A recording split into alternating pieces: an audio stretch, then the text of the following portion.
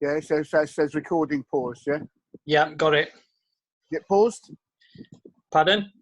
Is it paused? It's The just recording. said it's recording. I'll just pause it for a minute. Okay, recording. Hi. So, Hey. you're right. So this is Yeah. Steve Barlow, my friend. We met up. I'm from Yorkshire. Who's got a very interesting story to tell about his career in bodybuilding. There's a little bit you can touch on with some steroid use. There's a little bit about what he's done since then, from running with a big heavy sack of coal on his back all the way through to competing at Olympic lifting and some body weight stuff and everything. If you want to give yourself a little brief intro, Steve, and then we'll crack on with a load of questions and stuff. Yeah, fastly approaching 50. Started showing. Well past that. Yeah, started showing an interest in weightlifting really when I was about 12. That got more and more serious as we're getting ready for leaving school because I wanted to join Navy. And there was a minimum weight requirement, as far as I can remember, that were 10 stone. And I was nowhere near that at that point. A very small, sickly, weak child. And I started training at the local gym within school when they bought some new stuff as part of doing up the sports hall. So it were a big universal setup, which was popular in late 80s, and then it took off from there. Well.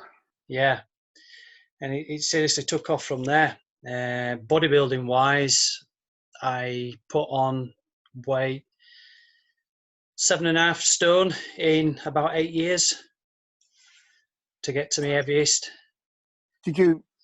Obviously, that's quite a big jump in weight. Was that using gear from the beginning, or when did you sort of go into that side of things? Obviously, to get as 2 years actually. I was training natural, and okay. that was about 18.5 when I started taking gear. But even at that point, I'd put on nearly 2 stone natural. 18.5, still quite young by standards now for what they say you should, or when you should go into things. Yeah, I definitely agree. 21, I would say, is ideal.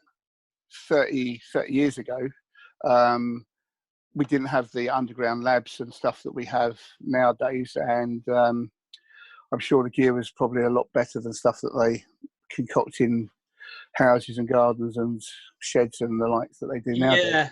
Yeah, I will say that I feel very fortunate that I was around when 95% of the gear that was out there was legit, and you could guarantee it was legit. It was so easy to spot the fake stuff. And even then, 50% of the fake stuff actually contained something. Yeah, I mean, obviously nowadays with gear out there, it's the underground labs get pretty well. I don't think there's that many that are particularly low dosed or anything. It's just that obviously pharmaceutical quality back then was a much more refined, well, not necessarily more refined, but certainly was gauged better in how it was produced. So I remember watching a video not that long ago of a guy showing someone how to make it in a shed with a microwave oven, and it was pretty much that simple. Yeah. And a lot of it's down to the filtering and stuff like that. I understand that, and good quality oils and things. But yeah, I think back then it was definitely a little bit easier. Yeah, I mean, a lot of it either came out of the back door of a pharmacy, you know, the companies that made them, or people just went abroad and picked it up in Spain, Andorra, and France, a few places like that, where you could still buy large quantities of it over counter and bring it in for personal use. Yeah, even when I first moved out to Portugal, you could actually go into some of the pharmacies back then, and if you knew how to speak enough Portuguese, they'd understand you well enough to get it. But obviously the market was still an illegal thing, but pharmacies back there didn't really bother too much. So. No. It's an interesting area. Yeah. So carry on, sorry, I digressed really. Um, Training wise, yeah, like I said, I mean, I put nearly 2 stone on it first couple of years. And then I went on to gear. I mean, I was I was probably training every other day. And the first gym that I actually joined, it was a very old-fashioned setup where men and women didn't train together on the same days. They had separate days, so you were limited to what you could do. So for the first couple of years of my training, serious training, To you be were fair, limited. the first gym I joined officially was a men's only gym. There Yeah. were no women. There was no women's days or anything. It was only when I joined the local leisure centre that women could actually go in. And I remember walking in there with my sister, ready to train her.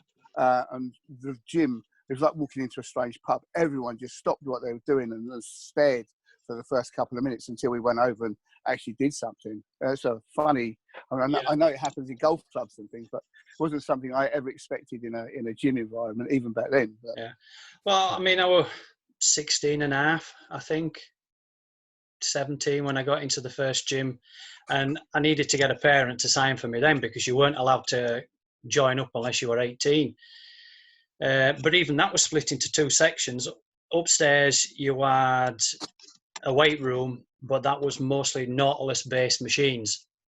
Okay, Nautilus is good kit though. Yeah, with a few other things thrown in, free weights and stuff like that. It was a bit of a mixture. And then the hardcore bodybuilding gym, that was down in the cellar. But I weren't allowed to go in there because I was young and too small. And I was told that I'd have to wait at least 12 months before they'd let me in. So I was pretty gutted. Yeah, I bet.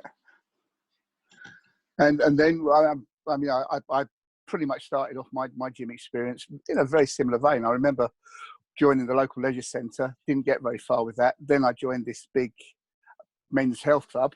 And once I'd spent a year training there, filtered back into like the local leisure centre purely because it was just easier to get to.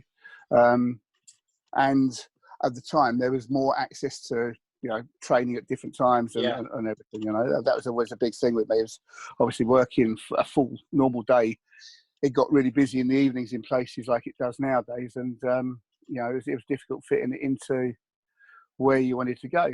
Going back to your bodybuilding, did you? I mean, you've had the reason we're talking today is a little bit is about your interest in old school bodybuilding and some of the early 40s, 50s. I know some of the videos and books and things you have go back as far as that and beyond. So you have an interest in old school stuff. Did you go straight into training following a method from one of the early bodybuilders, or did you hit and miss? No. At 16, when I first really started to push it, a friend's mum gave me a load of old bodybuilding monthlies because she knew Dave Williams, the guy that started the company. So it were a case of reading stuff out of there and then just copying it. Then I started buying Flex magazine myself, and again, same thing. You try and copy the things that are in there. And then I got hold of Vince Gironda's Unleashing the Wild Physique. Sort of not long after I got into a gym, and I started to follow quite a volume style approach, but I was still training on my own at that point.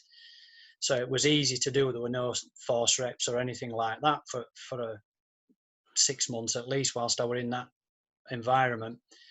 And then things just progressed. You get to know people in the gym, you watch people in the gym, you see what they're doing. And as you get older, more experience, you sort of try and change things. And for me, a lot of it went down a very similar path to Steve McCallick and his intensity or insanity style to training, and it pretty much was. I mean, I could quite easily do 20, 30 sets of body part and not even think about it.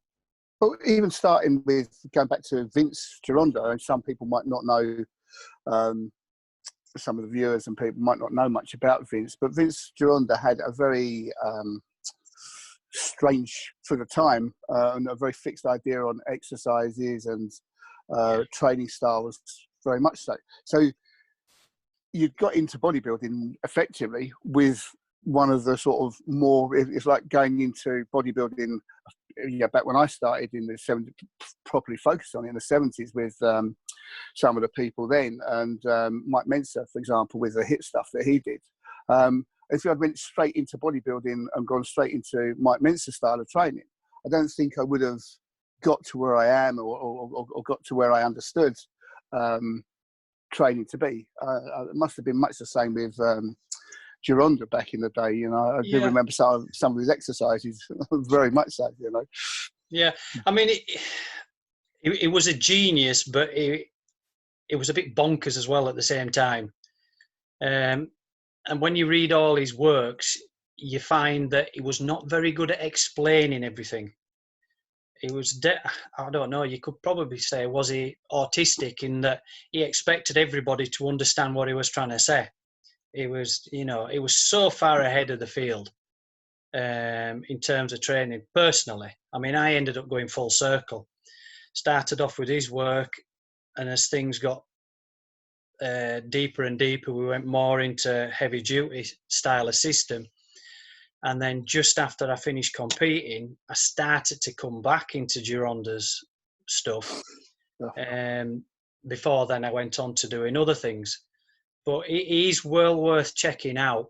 And then for a lot of people, it's read it with an open mind and then think about it, because a lot of his principles are right. I mean, I think one of my biggest mistakes was pushing too hard on a regular basis, which he got through Mensa's style, Dorian Yates style. I was going to say, I mentioned Mike Mensa earlier. I mean, Mensa's style of training was balls to the wall and heavy, proper heavy stuff. But I think even with Mike Mensa, there was that talk of the HIIT stuff, and then everyone totally misinterpreted exactly what he was saying. They thought you could go into the gym, do one bicep curl as heavy as you could, and that was the workout. They forgot all the warm-up sets that he did and everything else, which led to the maximum lifts. And from a bodybuilding point of view, because I come from strongman, you're not really pushing your body quite to the same levels as you do with strongman, where you're pushing beyond your ability as much as. With Mike's stuff, you're pushing to your ability after lots of warming up. So your muscles are depleted and tired before you actually get to your working set effectively. Yeah. And I think that's misunderstood a lot in a lot of training. Yeah, it is. And I think we ended up sort of following a bit of a Tom Platz type of approach, where you would go to momentary failure, then you go to failure with either force reps or negatives. I mean, if you ever watch any of Tom Platz's stuff, I mean, he really goes to the point where you're moving something a couple of inches. And that's where we ended up. As if you look at Vince's work, he was a case of, as soon as form breaks or you can't complete a full rep, that's the end of the set. Yeah. And you come back and then start doing more sets. So his set range he'd probably start at 6x6 or 3x10 and build up to 8x8, which is one of his more popular, famous ones that he did. And it was whether or not you did that for one body part or anything up to 4 body parts. And 4 exercises per body part at 8x8 is pretty brutal. Yeah, it's a crazy amount of numbers. I mean, I've looked into German volume training and stuff, 10x10s and things like that. Yeah. And again, the volume is just brutal, and that is one of the reasons I don't follow those particularly. I've always found pyramiding up or pyramiding down to work quite nicely. In past, when I've been bodybuilding and things like that, I've done forced reps, I've done assisted reps, I've done heavy negatives and things, and they've all got their place. But you have to put them in their place at the right time, at the right level, and I think at the right intensity. So. Yeah, and I think that's one thing with bodybuilding, that you don't program as well as what you say you would do if you looked at an Olympic weightlifting program. Yeah, absolutely. It's very, or it used to be. I mean, I'm not sure what it is now, but everything's done on feel and how you feel that day, or what you've seen in a magazine or what you've seen online. You do that program for that body part for a few weeks, and then you just move on to something else, and then you move on to something else. It doesn't seem to have proper planning over 4, 8, 10 weeks, and then a deloading phase, and then coming back in, specializing on one body part or 2 body parts, and then going through the same cycle again.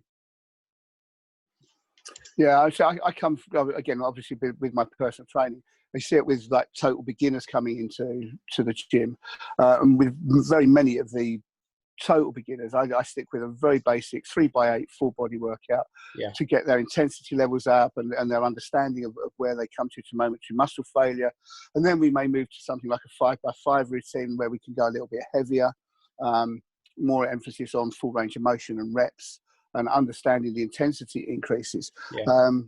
With bodybuilding, everything is just pure intensity all the time. It's you want to beat the previous workout. And I think that's why a lot of people burn out or just don't get the gains as quick as they should get the gains, because the body's just constantly stressed. They're pushing too much and not recovering and allowing enough time to recover. Yeah, I found that certainly with strongman as well. Is a lot of, certainly if you're coming up to a competition and you've got, I don't know, a 200 kilo deadlifter for reps, for example. If you've got a 200 kilo deadlift and you're doing 3 rep sets in the gym or whatever, you're not really pushing to intensity, but you are going to be, maybe doing 10, 12, 14 reps in competition. So you've got to, when you get out of that first part of your training where you're doing 3 rep sets, you need to then really push. And then you're going balls to the wall a lot with what you're doing a lot of the time. Even heavy yoke runs and things like that. You might be doing in your basic training 200 kilo, 230 kilo runs. But by the time you're getting towards competition, you've got to pick up 300 kilos and walk with it. You've got to be confident enough to do that. So you've had to have done that in your training. Yeah. And that's pushing those limits to a big degree. Yeah, I mean, bodybuilding, the few times that I've been in a gym in the last 10 years, which, I mean, mostly I train at home or up at Olympic weightlifting club. You see people getting ready for competitions, and bodybuilders are the worst for it, for pushing too hard. You're in a depleted state, yet you're off your brains on either ephedrine, caffeine, or pre-workouts that are out now. Yeah. And they're pushing themselves so hard. When in fact, when you're training for a competition, and I've done it myself, you need to be backing off. It's all about peak contraction, time under tension, not failure. We touched on it when we had the first chat about this, and obviously we lost the video. But we mentioned you got ill with this. I can't remember, the liver or kidneys or whatever. Was that due to gear use, or was it totally separate from gear use? And was it exacerbated by gear use if it wasn't from gear use in the first instance, or how did it sort of come about? Or I ended up with a condition called reactive hypoglycemia. It's not common. Basically, I overproduce insulin from time to time. Massive amount of eating back then. I mean, huge. You get into a point where you're so regimented that you start to feel weird if you don't eat every 3 hours. You don't eat the same quantity of food. It's a bit crazy, really. Your body's not meant to be like that. It's meant to not have a bit of food every now and again, or have a little bit more food. You train it to be like a machine, and it's not meant to be like that. There's got to be peaks and troughs. And I got like that. Just so much eating. Oh, it's just crazy how much I used to eat. Thinking that you've got to get to the next weight level, you've got to eat like that person. And it's not like that. It's tough. Yeah. And the thing was that they never sort of pinpointed why. I mean, obviously, when things went wrong, I gave the doctors a list of everything that had been taken, a lot of blood tests, numerous glucose tolerance tests to find out where everything were going, and what were happening. And they basically just said to me, look, you've ended up putting a Ferrari engine in a Mini, and everything is running so fast that you're shaking yourself to bits. But we can't tell you whether or not you've always had this condition and you've made it worse with what you've done, or you've brought this condition about on yourself because of what you've done and what you've taken. So they couldn't really say. I mean, even now, I mean, I've not taken gear for over 20 years. I still have moments where I get low blood sugars, and you know when it's going to happen, but nothing like it was back then.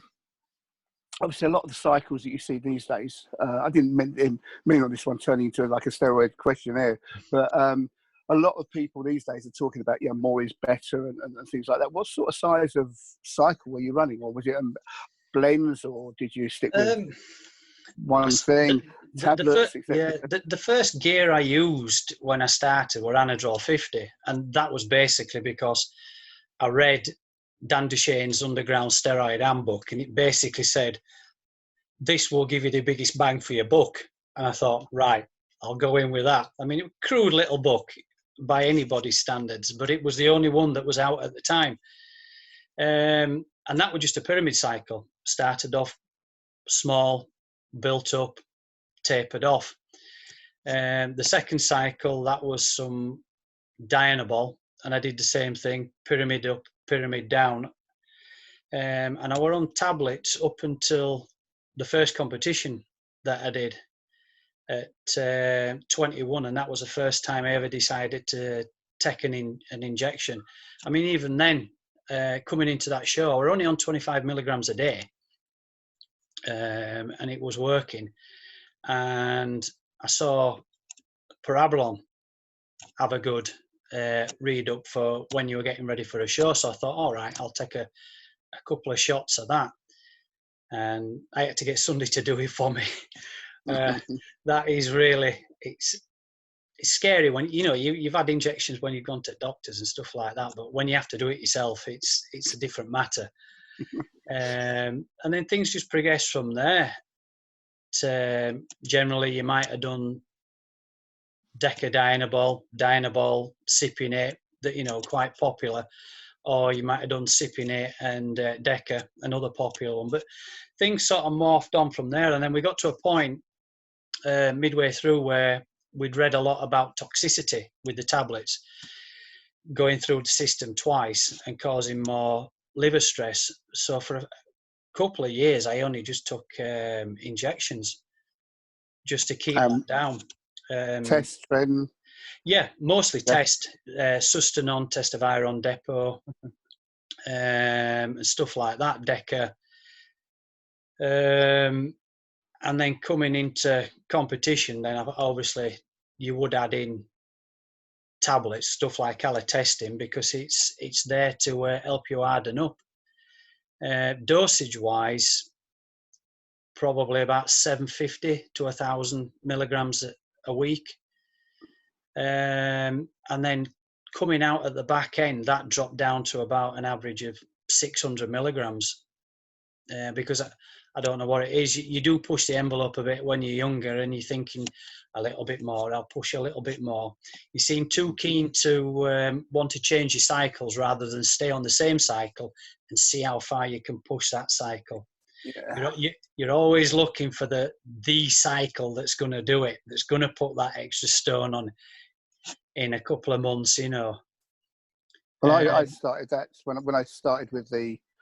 Well, I mean, I read the Dianabol as a supplement articles and got an idea to take some Dianabol, and then we talked on the forums about going into the 6x6 and 6x6 for the 6th of June thing that I did, the 14 on, 14 off, or 14 on, 7 off, and those sort of things on very low doses.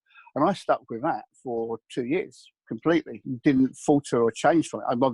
I did cycles. I didn't just stay on the whole time, but every cycle I did was just the maximum dose I ever used was 15 milligrams a day with the 7 on, 14 on, and then on the earlier doses it was 5 and 10 milligrams. So I was only taking 5 milligram tablets for 14 days, and then taking 14 days off and going on. And I put on a lot of weight. Not only did I put on a lot of weight, but I put on a lot of strength. I mean, I remember we lived in Portugal at the time, and I remember starting off with like a 25 or 30 kilo dumbbell shoulder press, and I was pushing 50 kilos by halfway through or at the end of the first cycle. I don't know if that was psychological totally or not, and I had that ability there, but I think nothing of chucking 250s up and pumping them out and stuff. Reminds me of my first Anavar cycle, the old Spa Milano 2.5 milligrams, going on about 15 milligrams of that a day, and bizarrely, within a space of about a week and a half, I put 100 pound on me leg press. Okay. It's sometimes something works for you, and you do notice, and I don't think it is always psychological. Cycle wise, I mean, I came off my last competition and I really had pushed the envelope out, and I decided to back off and try some stuff. And this was the early ideas that I got, which led into the 14-14 that you were on about, that we tried quite a few years ago. And what I decided to do was limit the amount of gear that I was doing. So I'd take 100 milligrams of propionate every third day for 15 days, and then switch directly over to clenbuterol for 15 days, which normally after about 15 days, 15 days of continuous use, it stops working quite dramatically. Because that was why they normally said take it 3 days on, 3 days off. Then I'd switch back over to the propionate, same protocol, and and again with the clenbuterol. And surprisingly, I was getting leaner and harder and eating more food. And then when I got ill and I had to completely come off, that was the idea that I was going to use when I'd finally got my health back, because I was still determined to come back and start competing. We're going to beat what were wrong with me and like you do, quite gun-ho. And that was going to be the idea that would help me get back into competing, and also do it on a low dose cycle. Yeah. Unfortunately, it never happened, and that's where you came in and went on to 14-14. Well, I should say, over in Portugal at the time, there wasn't the availability, and I didn't know anything in particular about it apart from the reading and learning that we did.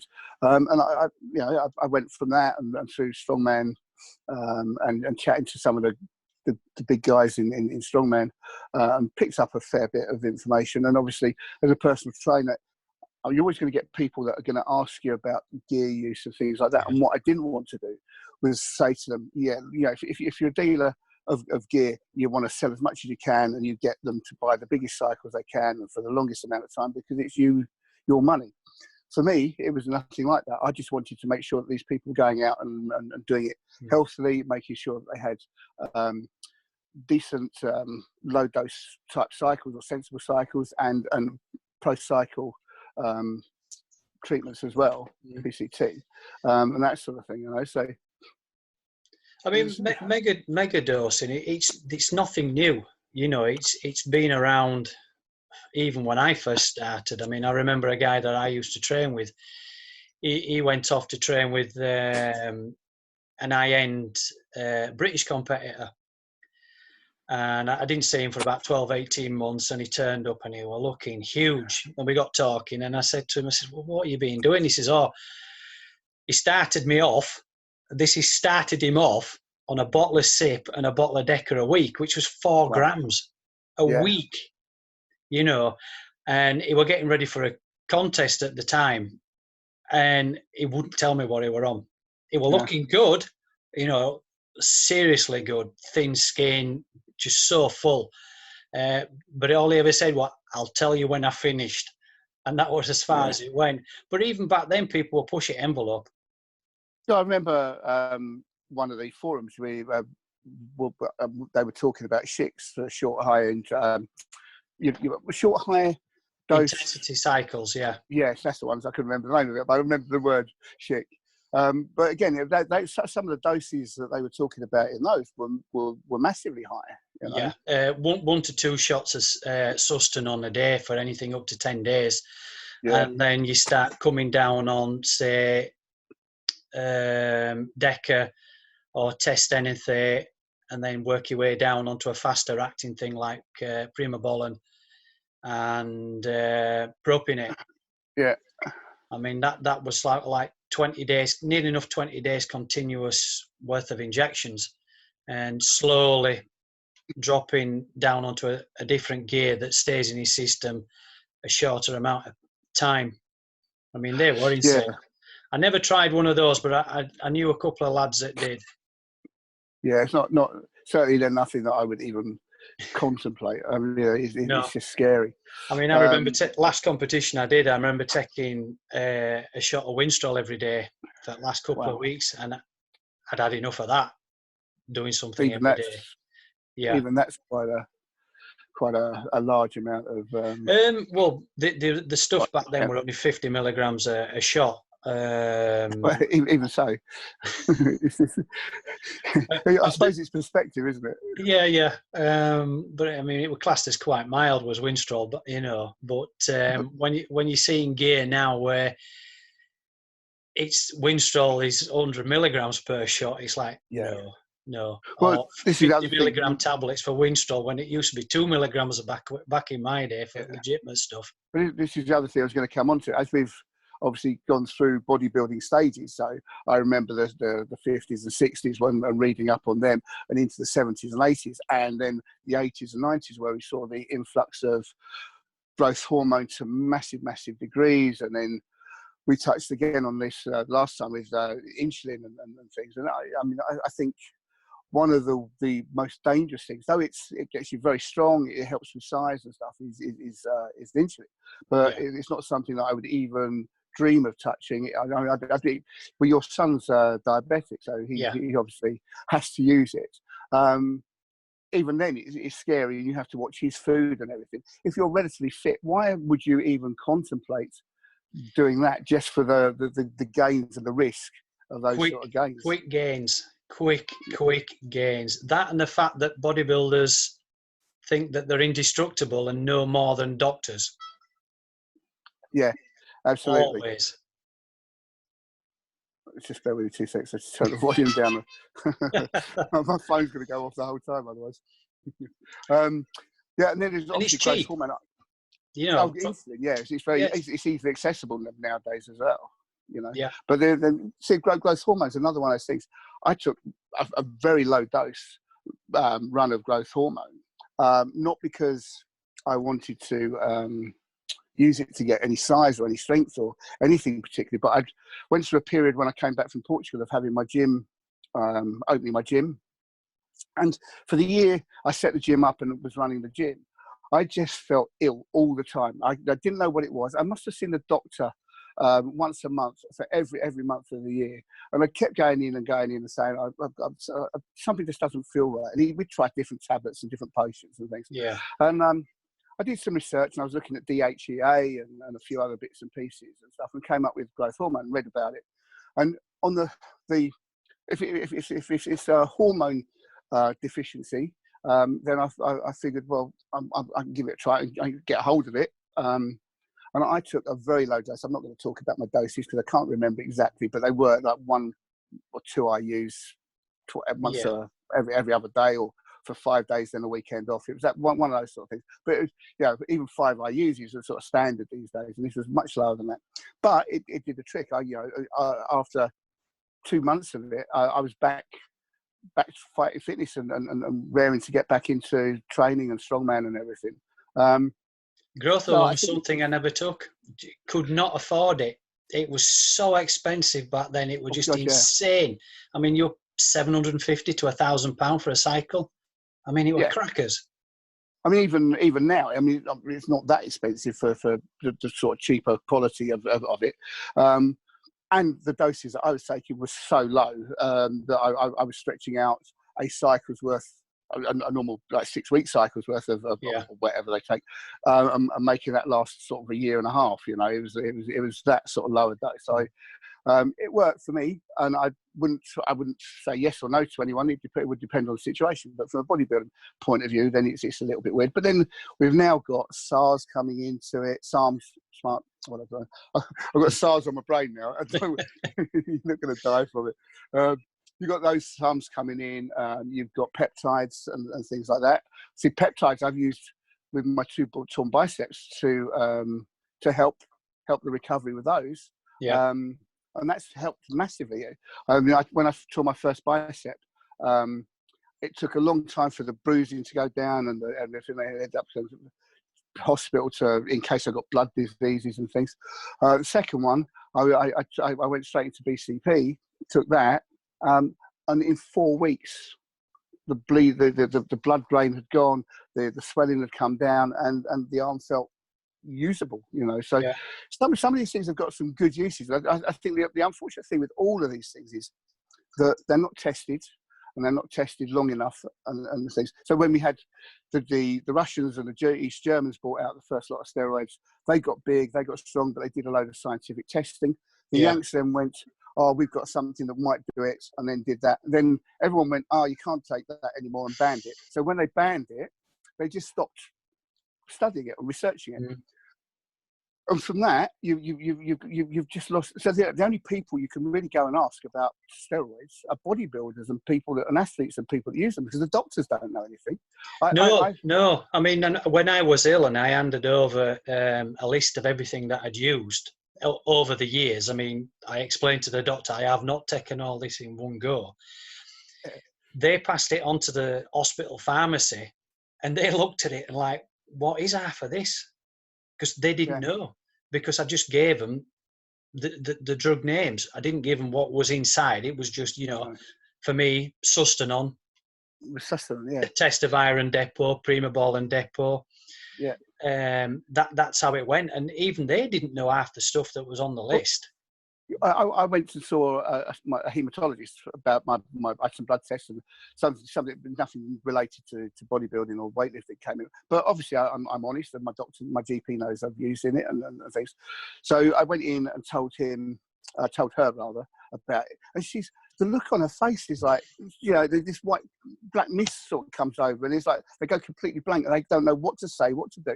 And when my blood test came back, she's looking at them, and they're fine. My test levels were below average, and all sorts of things. So it wasn't like I was pushing the boundaries too much. And he's like, oh, you should come off that. And I was like, well, why? I mean, if my testosterone levels are under the maximum healthy range for an adult, what's the problem? And she had no answer to it. She just knew that because they're banned, you shouldn't take them. It's like, well, yes, my GP knows about it. It's a funny old game with these sort of things. Yeah, that was one of my biggest bugbears. In my eyes, I'd looked after myself. I'd trained, I'd taken gear. But when I were ill, I got treated worse than a smackhead that went out and robbed people to get a fix. I mean, I had so many battles with doctors and bad attitudes and stuff like that because I'd broken myself and I'd taken these things. And my immune system crashed. I was literally getting a cold or a chest infection every 4 to 6 weeks. It was just insane. Getting nowhere with the doctor. So one day I thought, right, I'm going to prove to you how bad I am. So every time I cough my guts up into a tissue, I put it into my head bag. Ugh. I filled a head bag with tissues, took it down to the doctor's. He went into his little speech about giving me an hard time and everything I'd done. I opened the head bag and said, you tell me that I'm not ill. Stop treating me like dirt and help me fix myself.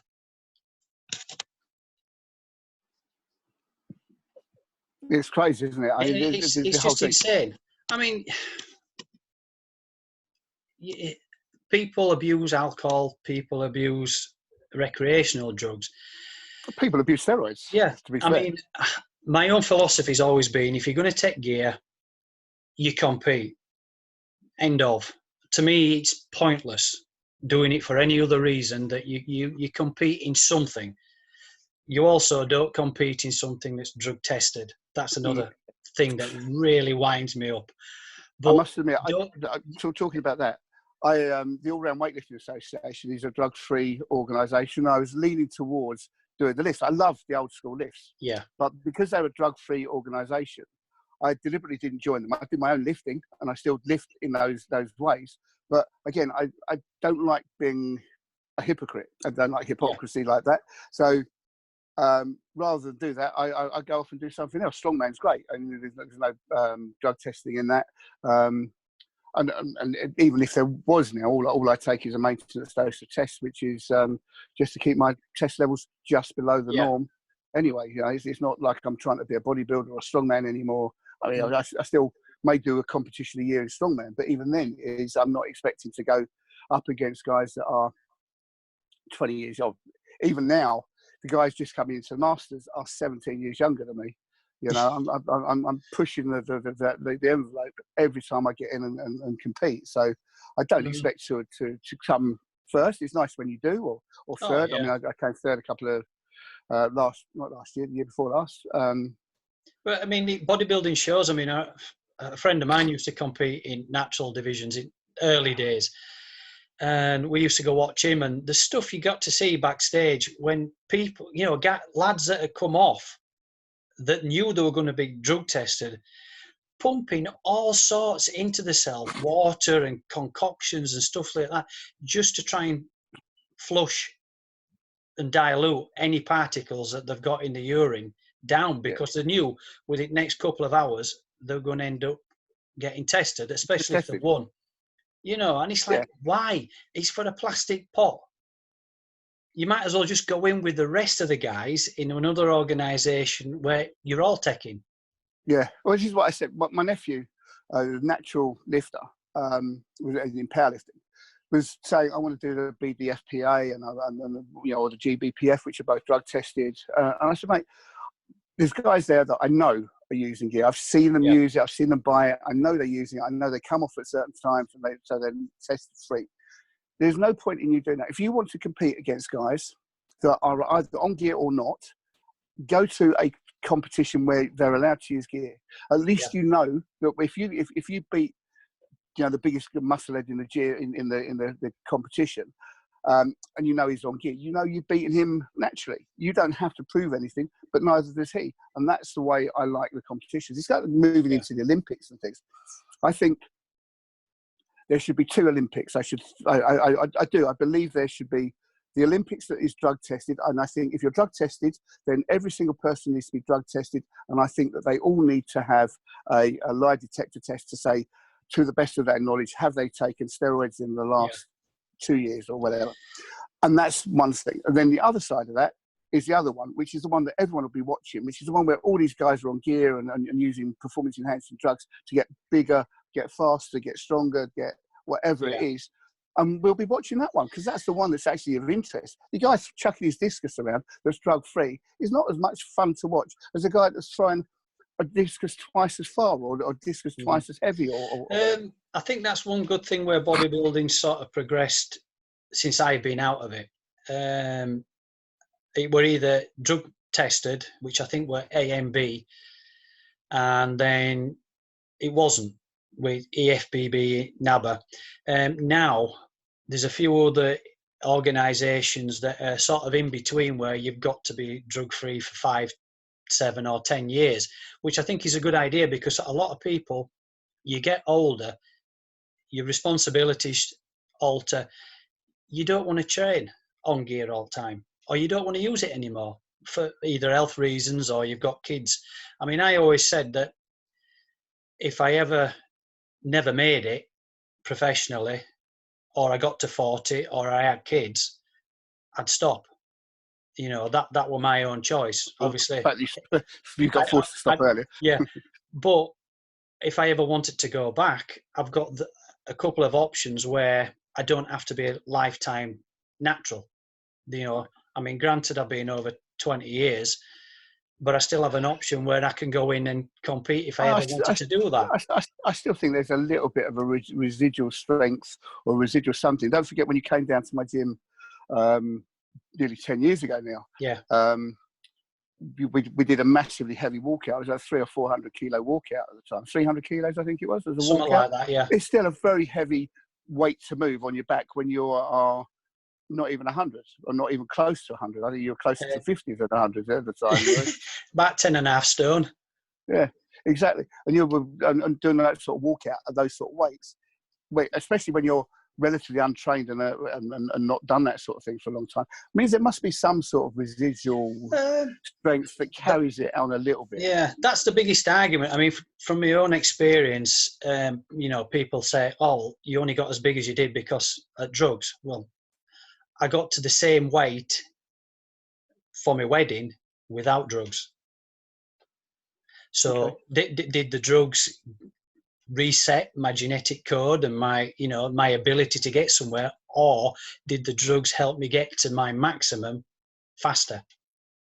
I think there's probably a little bit of both of those comes into it somewhere along the line. I say I'm 57 now. Well, this year, this time next month, I'll be 57. I should have been on holiday at this time next month, but that's unfortunately due to this lockdown. But yeah, so when I go and compete, I may not be winning the competition, and I put on a pretty good show by comparison to, Mr. 40-year-old that's just coming into it after being a professional, or not professional, but an opens competitor, for example. I don't put up a bad show. When I competed last year, I came fourth out of about 8 people. That's middle of the road. Some of those guys were just about approaching their 50s. Some of them were just coming into strongman, into masters at 40 years old. So it's a fine line between the two. But it's my last competition, I think, were either 95 or 96. And you've seen the pictures that I've put up. I mean, and you've also seen when we used to talk to people on forums. The condition I got in for that show, when I look at some people a few years back that were putting the pictures up for competitions that they were doing, and then I look at the gear that they were doing, and it's like, you've got something seriously wrong. You're relying too much on gear. Yeah. I've always admitted I really did push the boat out for that show by my own standards. But there's people taking twice as much as what I took and looking crap. Yeah. And you think, no, we've gone too far. The art of training and diet and recovery has all gone out of the window.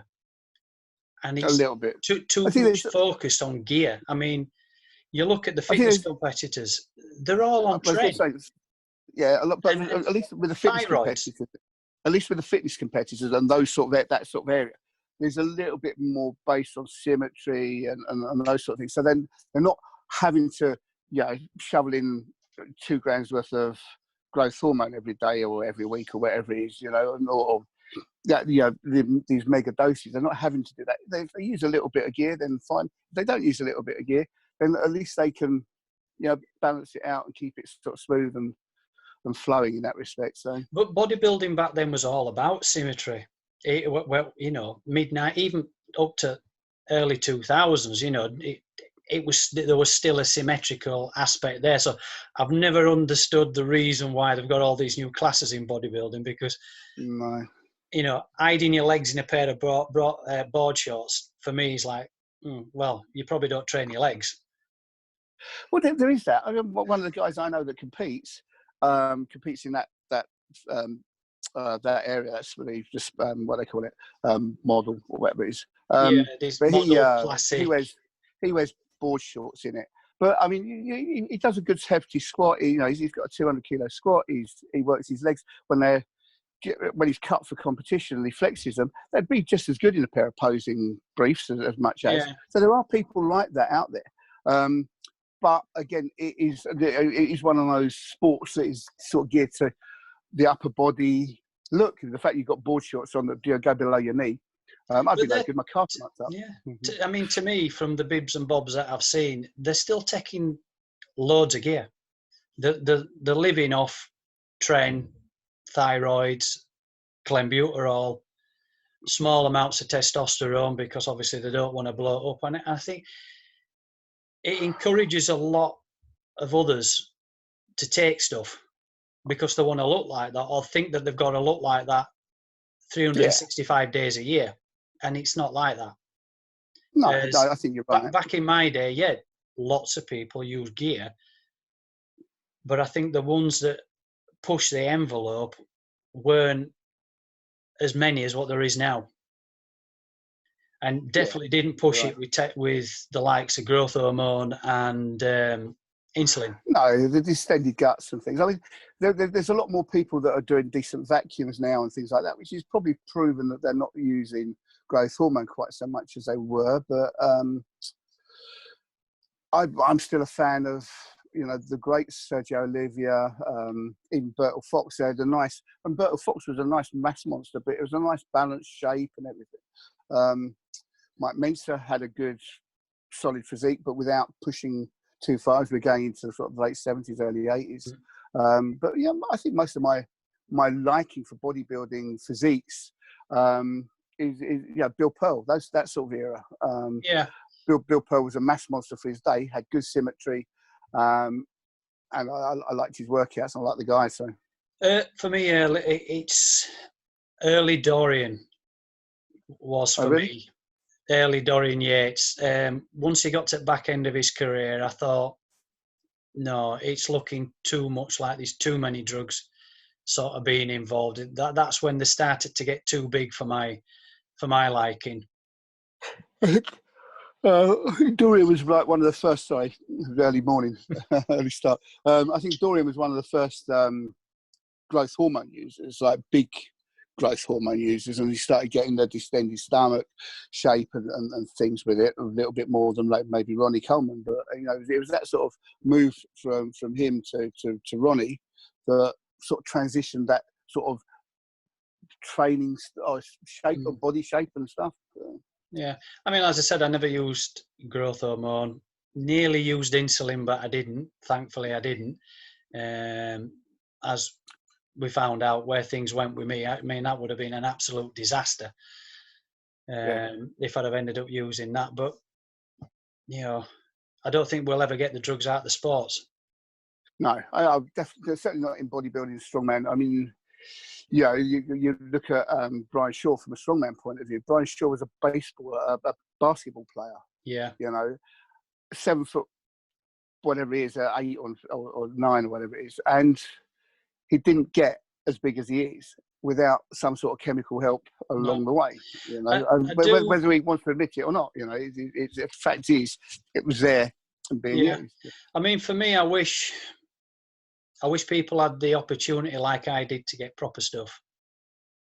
You know, it does worry me with all these combinations and underground basement drugs. I think the combinations are the worst thing at the moment. Yeah, the big combinations. There was not so much the last couple of years, but when I first opened the gym here, so 7-8 years ago, probably, there was a lot of these newer combinations coming in where they were.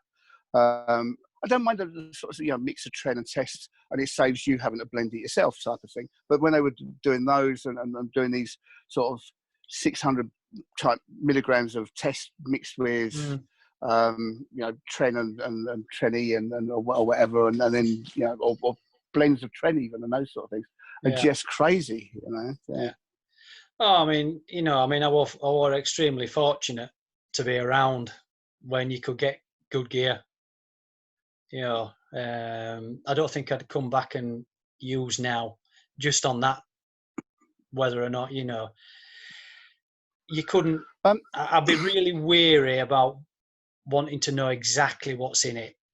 You know, when I used to buy it, the first thing you did was you looked at the box, you looked for the proper stamp marks to make sure it was legit, all the telltale signs. I mean, funny story. When I first started taking Sustain on it with the Polish stuff, the Omnigen, and one time I went to get some, and he said to me, he says, "We haven't got any what you want. We've got this one," and it were Organon. Well, I'd never seen it before, and you got 3 in a box, The ampoules are different colours around the neck. And I got it home and I'm thinking, nah, he's ripped me off. I'm used to, you get used to what you're used to. Of course. So I thought, no, stuff this. I'll shove it all in. Now, this is the first time I'd ever taken more than one. And I put all 3 in one go. And I'm not joking.